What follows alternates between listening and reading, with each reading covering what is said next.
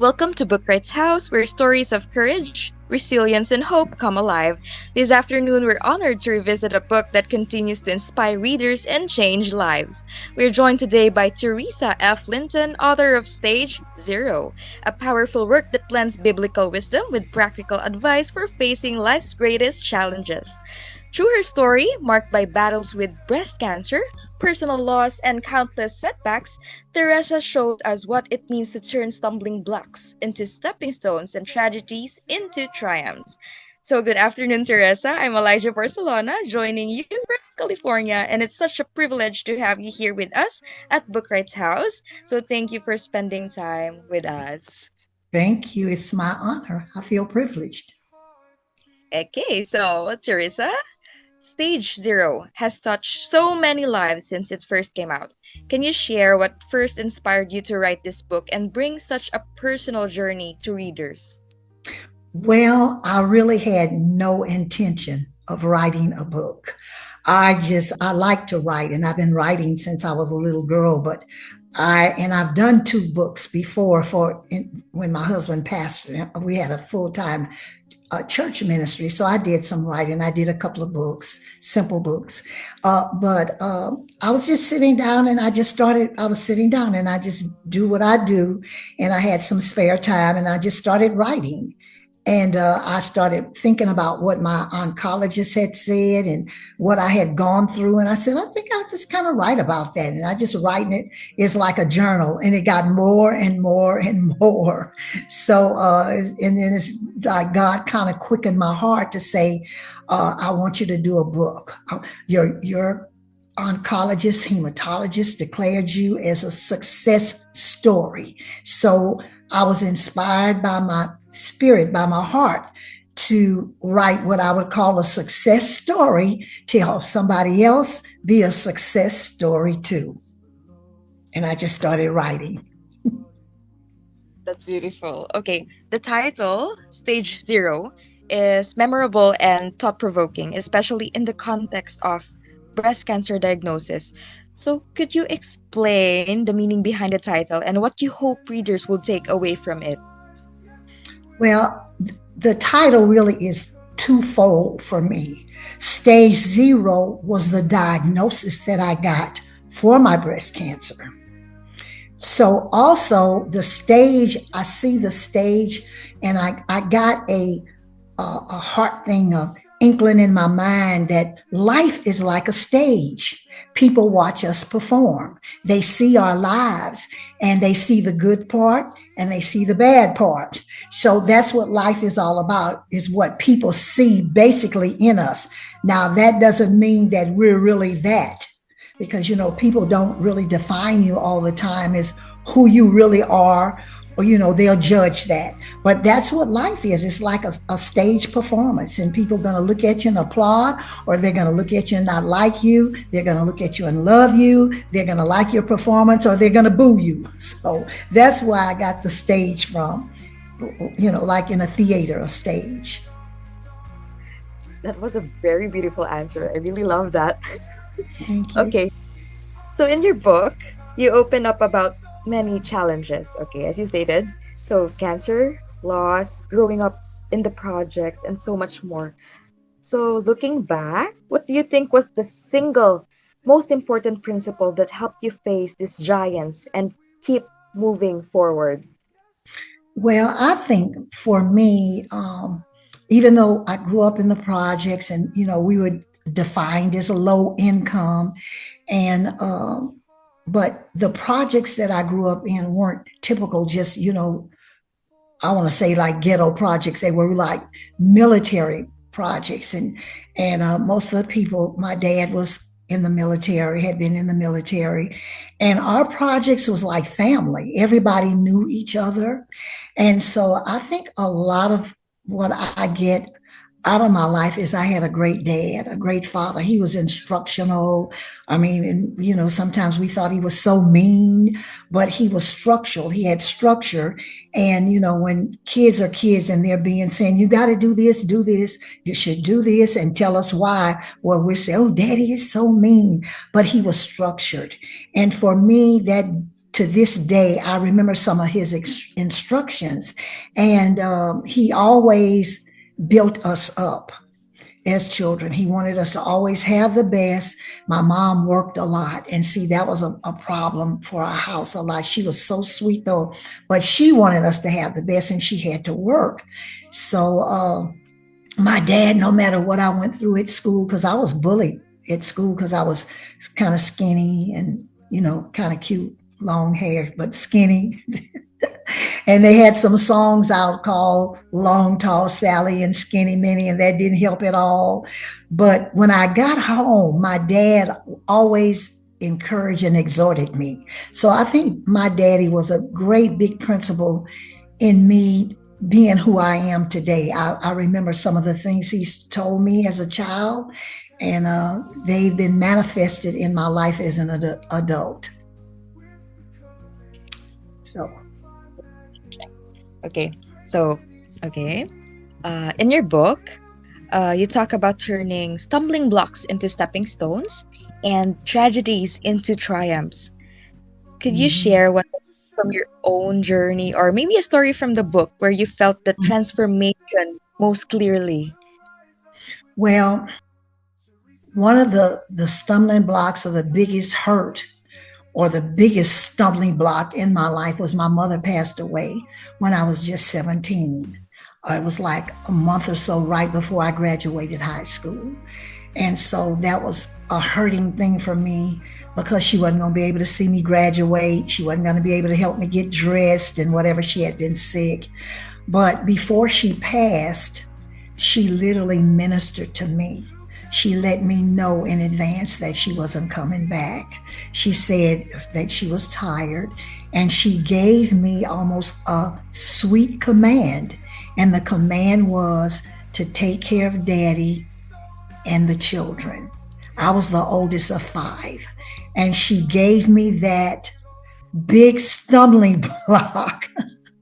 And God helped me through it, and every one of us, we turned out good. A couple of them have gone on to be with Jesus, but that was a lot of my 99% of my life was being a mother, having order. So when Daddy came home, he wouldn't have to fuss about us. Did you do this? Put this up, whatever. And Daddy couldn't cook. He couldn't do it. So Mommy always, before she passed away, she'd always leave me instructions for a meal that she had started to prepare, and would tell me, heat this on this, put it on 350 for 20 minutes. She always left me instructions. So when I got home from school, she was working, and so I've always carried on as the elder of the home until Daddy got home.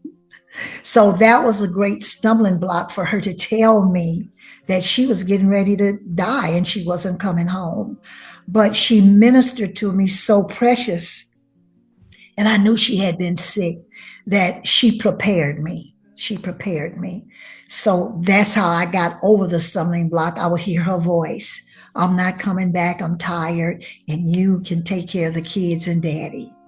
So I felt like, oh, okay, that's a great responsibility, but she made me feel that I could do it. She made me feel that way. That's the only affirmation that we want, no, from our parents. Okay.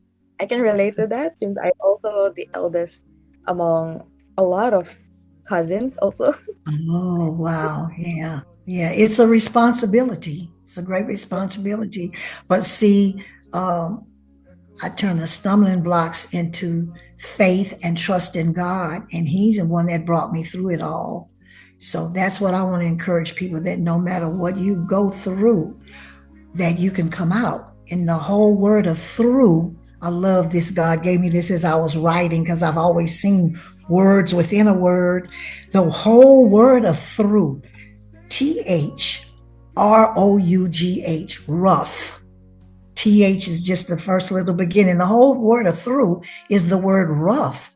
Life is rough, but you can come through, but you have to make a decision I'm going to turn this stumbling block into faith, and I can step right on over it.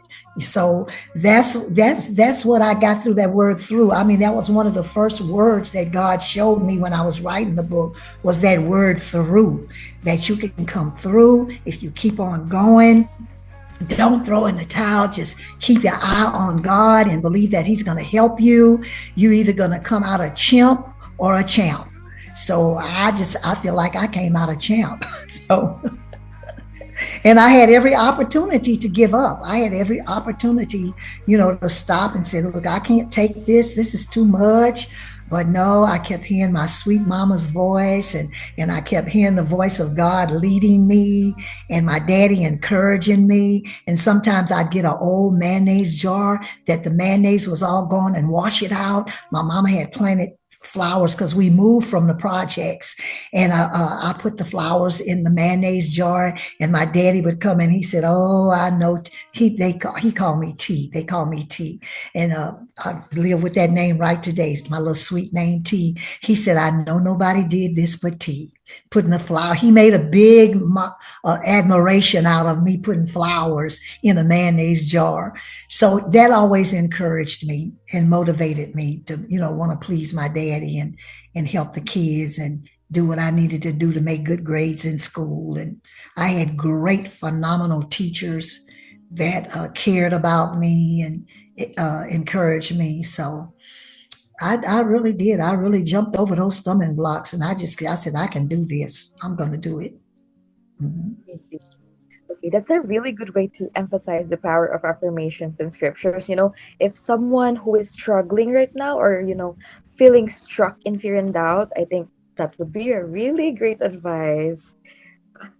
Thank you for that. Okay, next question. Mm, one of the things reader love is that the book is informative and sometimes amusing. So, how did you decide when to bring in humor, and why was that important in telling such a serious story? And humor. Well, that's really kind of part of my nature. I'm a serious person, but I can also be funny, turn something into where you can laugh, because even the Bible says laughter does good like a medicine. So when you laugh, you start laughing. Um, your mind is on something that was joyful or funny or humorous, and that'll get your mindset off of something negative and down and out. So I just think that humor will, help a person. Like in the book, I say things like, don't just lay there and die, wiggle your toes. And that sounds funny to say, wiggle your toes, lift your hands and clap, hum a song, do something. Don't just lay there and get comfortable and say, I'm dying, I'm whatever. I know my sister, she passed away of leukemia 10 years ago. But I tell you what, they gave her 6 months to live. She lived 2 full good years. She treated us to dinner. She went shopping, she wanted some pearls. She blessed us with things and gave us treasures and stuff. But she just didn't lay there and give up. So I just tell people, don't just lay there and die. And the way I say it, I want it to be humorous, so they don't get into derision of dying and feeling sad. I only got a month left, and I don't know how long I got left. And well, whatever, if it's one day, do something that day and laugh it off, because the Bible does say laughter does good like a medicine. So that's your greatest medicine you could take, is laughing and enjoying what you do have. Okay, so while we're in the topic, at 81 years young, you're such a living example of strength and perseverance. So, when you look back now, what do you feel is the most profound lesson life has taught you? I think the most profound thing that I've made a choice to live by is uh, to live in unforgiveness, and give honor where honor is due. Learn to appreciate other people, because you're not in this alone. Everybody needs somebody. And I feel like when you honor somebody, when you give honor, you get honor. And I just believe that we need to be more kind. I've gotten that over the years, to be more kind. And now I'm firm. I'm firm when it comes to being righteousness and something that I know needs to get done. I guess I got that instinct from my dad, but my mom was so kind and generous and giving. So I think that came to me. And my sister says, you think everybody is so cute. You think a monkey is cute. She said, I think everybody is so sweet and so cute. And she said, and you think a monkey is even cute. I said, well, a monkey really is kind of cute. So that's just my demeanor. But I think I've learned more than anything is to forgive and not say forget, but just forgive and scratch off that forget, because that will come to you. It's not easy to forget, but if you forgive and don't forget, then you still got that negative part of unforgiveness nagging and nagging at you. So I'm even at the point I'd say, well, if somebody's done you something and you have their address, go to the dollar store and get a card and send them a card.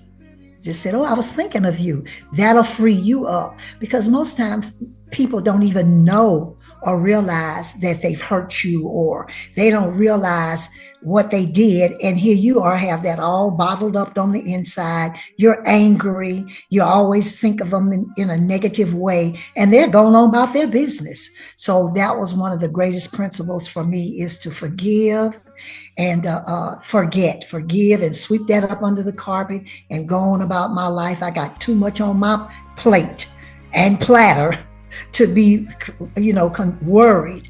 But I love people. I do love people. And I tell everybody, don't kick them to the bus, don't kick them to the curb. Just say, God, I love them. Help me love them more and help me forgive. And that was one of the things. And honoring others when they do something, because so many people don't do that. They don't give credit where credit is due. And I just feel like people need to be honored for what they do. And if they help you, and give honor, and that's in the Bible, to do honor where honor is due. And I just believe that, because I believe the Bible, so that's what I believe. So that's my two things that I really, really got a grip on, that I work on. So. Mm-hmm. I'll also keep that in mind. Keep that in mind. It's not easy. It's not easy to forgive, because that's when your emotions come in. You start thinking about what they did to you or what they didn't do, and and it gets a pile up, and and you're miserable, and they don't even know. They going on about their business, and you're holding this grudge, and it's not going to pay you the best dividends for your life. So that has helped me through the 81 years of life that I've had. Yeah. Okay. So, and it helped me for 82 and 83 and 84 and 85 and 86. Say. Same, because you forgive. Good. Okay. Yes, you do. Okay, so before our last question, for those who haven't yet read it or want to share it with a loved one, where can people find Stage Zero and connect with you? It's in Amazon. You can get it in Amazon. Go to Amazon, and I tell everybody that the price is right. It's just $13. The price is right. And you can't even get a Happy Meal at McDonald's for $13. And every so often, I love Amazon, because every so often they'll have a certain time where they have no shipping, and the book has helped set a lot of people. And one of the book persons at Bookwrights told me, I said, well, I don't have a whole lot of reviews. She said, you have 9 or 10 or 11. She said, but Theresa, it's not the number, it's the content. And that's the way I always felt about the book. I said, well, God, this is your book. I said, if I sell 1 million, if I sell one, let that one person be helped by what God has given me to help them. So I didn't even think about or know about royalties. And all of that. All I know is what God had put in my heart to do. And I've had so many testimonies of great testimonies. One lady got the book and she had a best friend that had to have half of her stomach removed. She had cancer so bad. And so she told her best friend, she said, that book has really helped me. And she started telling her testimony about how she got healed, and it was so phenomenal. I said, boy, she needs to write a book. So the book has really helped those that have read it, I feel. And I feel, sometimes you don't get a whole bunch of reviews, and I haven't, and that doesn't bother me, because a lot of times look like the more reviews you get, you're going to get some negativity and all of that. I just want people to give their success story to help somebody else, because I feel like if it helped them and they share it, then they can help somebody else, and it'll be like a domino effect about being a success story, not just about being the book. So that's the way I feel about somebody reading the book, that they'll enjoy it. And every people that tell me I'm on TikTok, and the ones on TikTok, they said, boy, it's just, you can't put it down. You read through it quickly. It's an easy read book. Somebody said it's just like talking to a friend and drinking a cup of coffee. Some of the things that I share, it's like the book is like, sharing with a friend and having a cup of coffee with your friend. So that blesses me too. That blesses me to hear that they're being blessed and becoming a success story. That's my general attitude of it. Okay. Mm-hmm. So, see, how do you see yourself as an author? Like right now, how do you feel How as do an I author? feel? I feel amazing. Uh-huh. Honestly, I'm doing another book, writing another book now, and it's about purpose.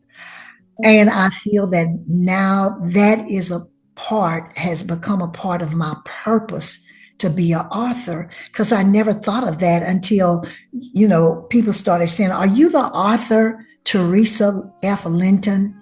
And I'm like, I'm Theresa, and then somebody said, well, you're, because when they call you, like even less than 2 weeks, I've had 4 calls from 4 different companies, but I'm pleased with what I have. So it's like, they identify you because they want to know that, I guess, that they have the right person.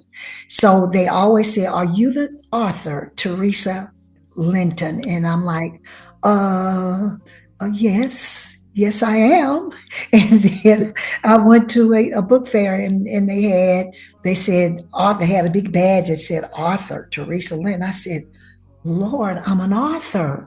And I've Yeah. written a couple of books. Look, I wrote this little book here in 2006 or something, years ago, and take it to Office Depot, and they print it and staple it. It's stapled. I've written, but never to this magnitude. Matter of fact, this book is on the menopause. Women, let's talk about it. A change is going to come. I was telling somebody, she said, oh, I want one of those books. Do you have it? I said, oh, no, I wrote that book in 2018. I think, but I'm thinking about redoing it, Bookwrights. So, but anyway, I just feel like that's one of the things that God has created in me when I was writing, to that I was going to become an author.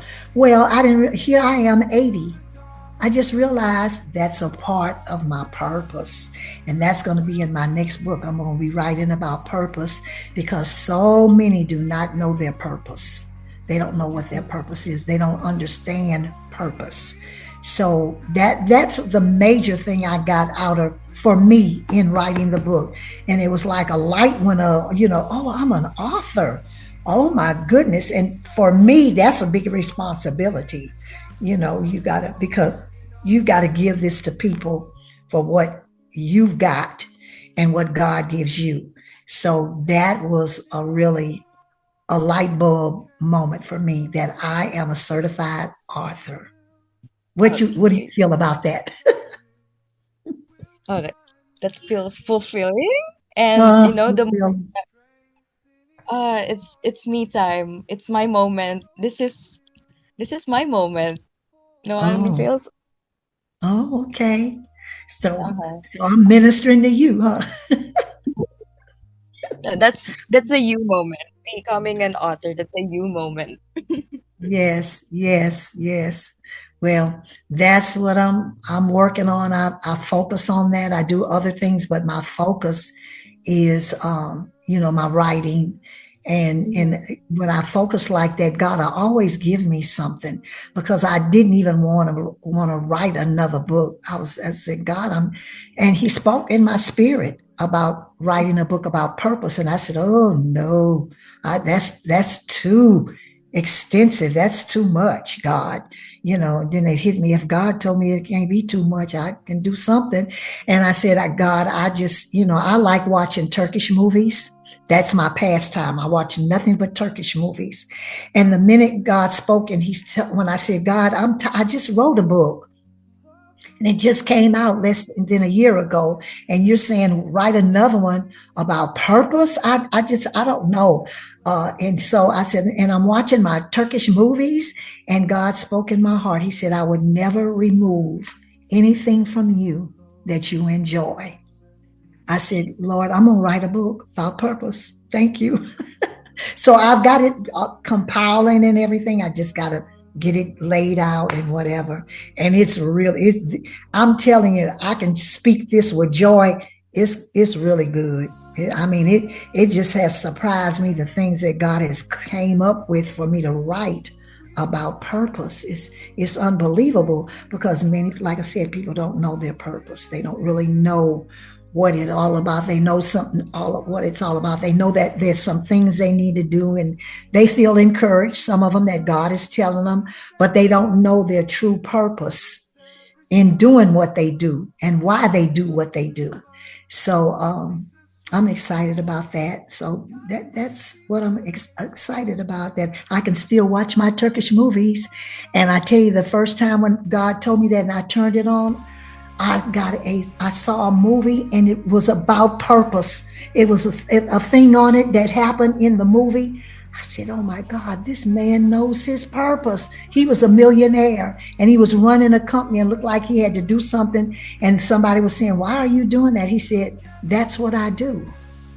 He said, Mhm. that's what I do. I run a millionaire country, $1 million business, and I have to do this. It's a part of my purpose.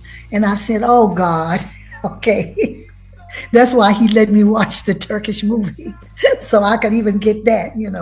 So I'm thankful and I'm excited to see the end result on that. And I'm still experiencing the end result on stage zero. I went on a cruise, Christmas cruise, and people, I told them, I wrote a book because I told God, I said, well, I'm going to be on this cruise with all these thousands of people. I'm going to have to do something to tell you that, you help me, you heal me. And they'd see me with my little Christmas shirt on. Oh, it's so cute. Say, you so happy. I said, oh yeah, I have to be. God heal me of cancer. No radiation, no chemo. And he had nerve enough to make me write a book. And you wrote a book? That's it. Open door. So that's what God will do for you. When you're open to him, he'll open doors for you. So that's what he's doing. He's opening doors for me. And I thank him. This is an open door, being able to share. So Okay. yeah. Okay. So, Thank you. Teresa, thank you for revisiting the journey with us today. So, You're stage so zero welcome. is only a reflection of your strength, but a gift of encouragement to everyone who faces their own battles. To our audience, we're grateful you could be here. May today's conversation remind us all that faith, hope, and perseverance can carry us through even the hardest seasons. So Yeah. until next time, keep believing, keep hoping, and keep finding victory in your own journey. So we'll see you again soon here Can I at Bookwrights.